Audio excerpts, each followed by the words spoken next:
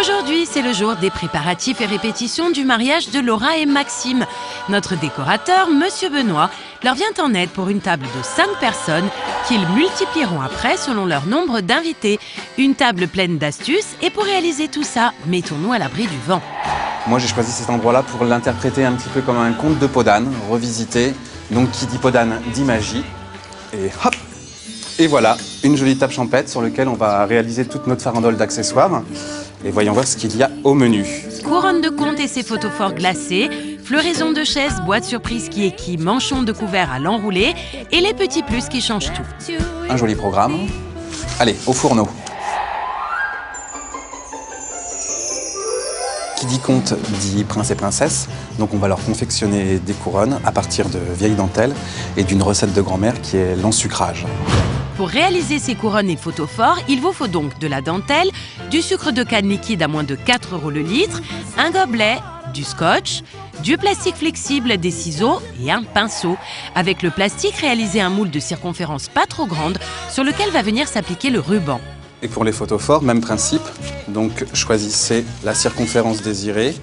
Donc là, choisissez la circonférence d'un chauffe-plat en l'occurrence. Un petit bout de scotch. Hop, et votre gabarit est fait. Entourez le ruban autour du moule, repérez la mesure et découpez le ruban. Voici les prémices de notre couronne. Versez un peu de sucre liquide dans un gobelet et commencez l'ensucrage. C'est très simple. Il suffit juste d'imprégner la dentelle de sucre avec le pinceau par petites touches. Donc je sens les impatients qui auraient envie de tremper directement la dentelle dans le sucre. Eh bien, c'est une erreur, parce que trop chargé en sucre, déjà, il y aurait beaucoup trop de temps de séchage. Et ça finirait par faire quelque chose d'assez sale. Et on perdrait toute la finesse de la dentelle. Et pour la jonction, aucun souci. Rabattez le ruban en sucré et le raccord sera invisible après séchage. Donc notre couronne est terminée. Il ne reste plus qu'à laisser sécher en moyenne 4 à 5 jours dans un endroit assez sec. Et au bout des 4 à 5 jours, vous obtenez donc ceci. Et voici nos magnifiques couronnes cristallisées dans le sucre une fois démoulées. En tous les cas, on peut dire que Monsieur Benoît fait dans la dentelle.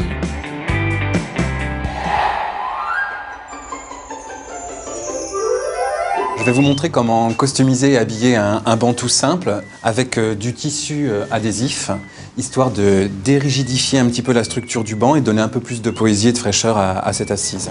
Pour réaliser cette customisation, il vous faut avant tout un banc et des chaises. Ici, un banc Ikea à 69 €, du tissu adhésif Daily Lac, 4,50 € la feuille A4 chez Toga et un cutter. Donc on va découper des bandes au plus large pour les utiliser donc sur le dossier.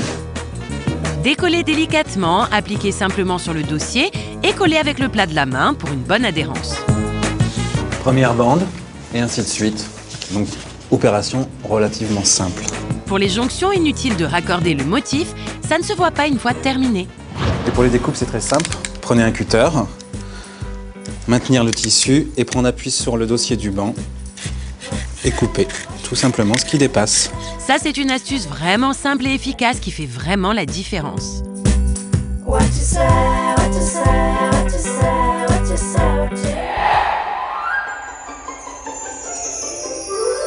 Un petit truc amusant à réaliser pour le placement des invités à table va être de faire des petites boîtes avec des photos d'identité, les représentants quand ils étaient petits, avec leur prénom à l'intérieur et d'y insérer une petite sucrerie, un petit gâteau.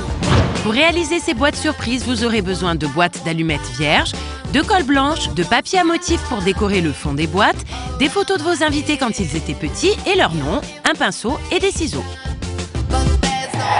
Commencez par découper les photos de vos invités. Donc c'est là qu'on peut se rendre compte que, effectivement, Jacqueline, quand elle était petite, elle était mignonne en fait.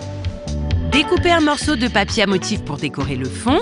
Découpez et collez le nom à l'intérieur et collez la photo sur la boîte.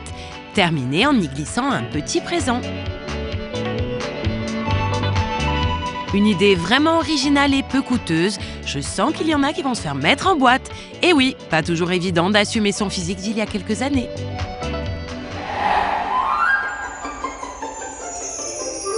Alors là, on frôle carrément le design puisqu'on va réinventer des manches de couverts anciens et cassés.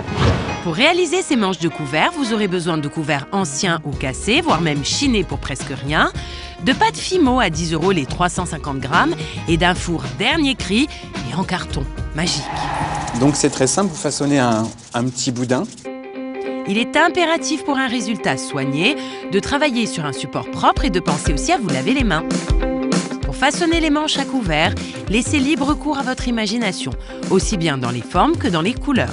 Donc une fois la forme modelée, il ne reste plus qu'à enfourner dans le four à 110 degrés pendant une demi-heure. Ça y est, c'est cuit. Et là, vous obtenez un manche rigide. Vous savez quoi, ce monsieur Benoît? C'est un vrai magicien cuisinier de la déco. Eh bien, nos créations sont terminées, nos couronnes sont donc sèches, nos couverts façonnés, nos petites boîtes garnies et nos dossiers donc habillés. Il ne reste plus qu'à mettre tout ça en place. C'est parti, on y va. Pour cette table mise, monsieur Benoît a choisi une nappe de chez Couleur Chanvre en fibre naturelle. Mais vous pouvez tout aussi bien ressortir de votre armoire un joli drap de lin. J'ai donc choisi une vaisselle très fine, une vaisselle en biscuit blanc, très organique de chez Cerax. Une vaisselle très abordable et ô combien poétique. On va retrouver donc nos couronnes pour les intéressés, pour la mariée et le marié. En contraste avec une vaisselle assez élégante, j'ai joué la sobriété avec des verres de chez Ikea, tout simple, tout blanc. Le côté vraiment très pur, verre d'eau et verre à vin. Et petite astuce pour s'assurer d'un sourire impeccable à table, après un repas trop persillé, le petit miroir que vous disposez comme ça. Et pour accentuer le côté bucolique et champêtre, n'hésitez pas à encadrer la table de branchage et autres végétaux, sublimer l'ambiance par des petits détails qui font la différence. Donc pour cette table mise, j'ai fait appel à Marie-Mat, une créatrice qui nous a réalisé en pâte Fimo et sur demande un petit couple de mariés que je vais mettre sous globe pour vraiment figer le moment de nos deux tourtereaux.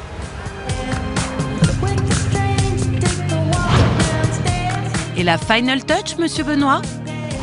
À chaque bout de table, j'ai décidé d'installer des petites ambiances. Ici, vous avez le lave-mains avec de l'eau simplement parfumée avec des huiles essentielles culinaires de chez Cuisine Essence.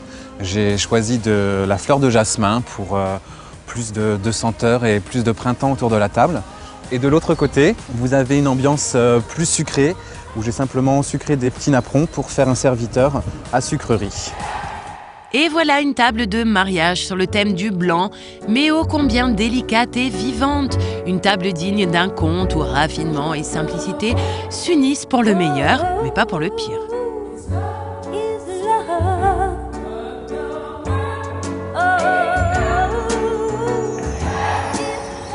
Monsieur Benoît, Ah non, pas maintenant. Je vais leur balancer le fameux riz traditionnel qu'on balance.